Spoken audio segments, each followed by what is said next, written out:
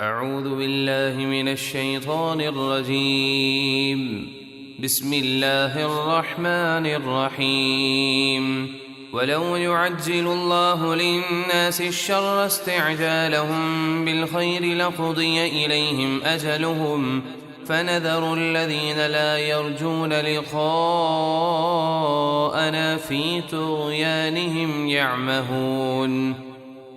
اور اگر اللہ لوگوں کے مانگنے پر عذاب جلدی بھیج دیتا جیسا کہ وہ اپنے لیے بھلائی کی جلدی کرتے ہیں تو ان کی زندگی کی مدت پوری ہو چکی ہوتی، یعنی انہیں ہلاک کر دیا جاتا۔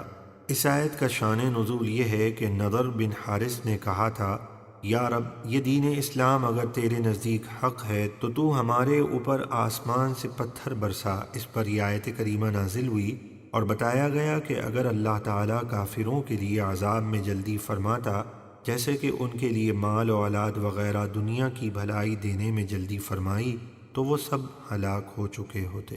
تو جو لوگ ہم سے ملنے کی امید نہیں رکھتے یعنی آخرت کے منکر ہیں، ہم انہیں ان کی سرکشی میں بھٹکتا ہوا چھوڑ دیتے ہیں۔ وَإِذَا مَسَّ الْإِنسَانَ الضُّرُّ دَعَانَا لِجَنبِهِ أَوْ قَاعِدًا أَوْ قَائِمًا فَلَمَّا كَشَفْنَا عَنْهُ ضُرَّهُ مَرَّ كَأَن لَّمْ يَدْعُنَا إِلَى ضُرٍّ مَّسَّهُ كَذَلِكَ زُيِّنَ لِلْمُسْرِفِينَ مَا كَانُوا يَعْمَلُونَ۔ اور جب انسان کو تکلیف پہنچتی ہے تو لیٹے اور بیٹھے اور کھڑے ہوئے ہر حال میں ہمیں پکارتا ہے، پھر جب ہم اس کی تکلیف دور کر دیتے ہیں تو وہ ہمیں بھلا کر اس طرح چل دیتا ہے گویا اس نے کبھی کسی تکلیف کے پہنچنے پر ہمیں پکارا ہی نہ تھا۔ اسی طرح حد سے بڑھنے والوں یعنی کافروں کو ان کے برے اعمال اچھے کر کے دکھائے گئے ہیں۔ وَلَقَدْ أَهْلَكْنَا الْقُرُونَ مِن قَبْلِكُمْ لَمَّا ظَلَمُوا وَجَاءَتْهُمْ رُسُلُهُم بِالْبَيِّنَاتِ وَمَا كَانُوا لِيُؤْمِنُوا كَذَلِكَ نَجْزِي الْقَوْمَ الْمُجْرِمِينَ۔ اور بے شک ہم نے تم سے پہلے بہت سی امتیں ہلاک کر دیں جب وہ حد سے بڑھے اور ان کے رسول ان کے پاس روشن دلیلیں لے کر آئے اور وہ ایمان لانے والے تھے ہی نہیں، ہم مجرموں کو اسی طرح سزا دیتے ہیں۔ ثم جعلناكم خلائف في الأرض من بعدهم لننظر كيف تعملون۔ پھر ان کے بعد ہم نے تمہیں زمین میں ان کا جانشین بنایا تاکہ ہم دیکھیں کہ تم کیسے کام کرتے ہو۔ وَإِذَا تُتْلَى عَلَيْهِمْ آيَاتُنَا بَيِّنَاتٍ قَالَ الَّذِينَ لَا يَرْجُونَ لِقَاءَنَا ائْتِ بِقُرْآنٍ غَيْرِ هَذَا أَوْ بَدِّلْهُ قُلْ مَا يَكُونُ لِي أَنْ أُبَدِّلَهُ مِنْ تِلْقَاءِ نَفْسِي إِنْ أَتَّبِعُ إِلَّا مَا يُوحَى إِلَيَّ إِنِّي أَخَافُ إِنْ عَصَيْتُ رَبِّي عَذَابَ يَوْمٍ عَظِيمٍ۔ اور جب ان کفار مکہ پر ہماری روشن آیتیں پڑھی جاتی ہیں تو جنہیں آخرت میں ہم سے ملنے کی امید نہیں، وہ کہنے لگتے ہیں کہ آپ اس کے سوا کوئی اور قرآن لے آئیں جس میں بتوں کی برائی نہ ہو، یا اسی کو بدل دیجئے۔ آپ فرما دیجئے، مجھے یہ حق نہیں پہنچتا کہ میں اسے اپنی طرف سے بدل دوں، میں تو اسی کی پیروی کرتا ہوں جو میری طرف وحی ہوتی ہے۔ اگر میں اپنے رب کی نافرمانی کروں تو مجھے بڑے دن کے عذاب کا ڈر ہے۔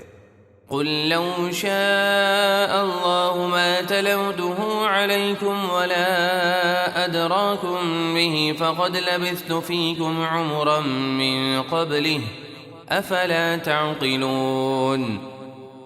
آپ فرما دیجئے، اگر اللہ چاہتا تو میں تم پر اس کی تلاوت نہ کرتا اور نہ وہ تم کو اس کی خبر دیتا، یعنی میرا تلاوت کرنا صرف اللہ کی مرضی سے ہے۔ تو میں اس سے پہلے تم میں اپنی ایک عمر گزار چکا ہوں، اور تم جانتے ہو کہ میں صادق و امین ہوں، تو کیا تم سمجھتے نہیں کہ یہ قرآن اللہ کا کلام ہے؟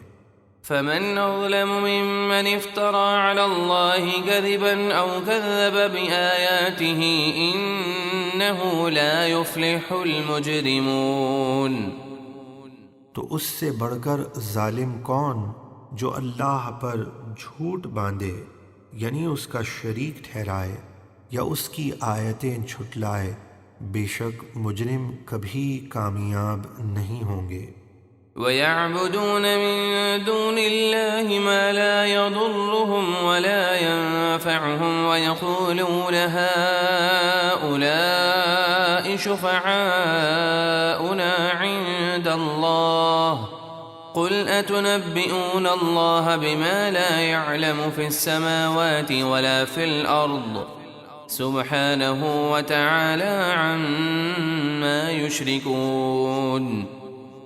اور وہ اللہ کے سوا ان بتوں کی پوجا کرتے ہیں جو نہ تو انہیں نقصان دے سکتے ہیں اور نہ ہی فائدہ پہنچا سکتے ہیں، اور وہ پجاری کہتے ہیں کہ یہ بت اللہ کی بارگاہ میں ہمارے سفارشی ہیں۔ آپ فرما دیجئے، کیا تم اللہ کو وہ بات بتاتے ہو جو اس کے علم میں نہ تو آسمانوں میں ہے اور نہ زمین میں؟ یعنی تم جھوٹ گھڑتے ہو، وہ ان کے شرک سے پاک اور بلند ہے۔ وَمَا كَانَ النَّاسُ إِلَّا أُمَّةً وَاحِدَةً فَاخْتَلَفُوا وَلَوْلَا كَلِمَةٌ سَبَقَتْ مِن رَّبِّكَ لَقُضِيَ بَيْنَهُمْ فِيمَا فِيهِ يَخْتَلِفُونَ۔ اور سب لوگ پہلے ایک ہی امت یعنی دین اسلام پر تھے، پھر مختلف ہو گئے، اور اگر آپ کے رب کی طرف سے پہلے ایک بات نہ ہو چکی ہوتی کہ حساب و کتاب آخرت میں ہوگا، تو ان کے درمیان ان کے اختلافوں کا فیصلہ یہیں دنیا میں ہو گیا ہوتا۔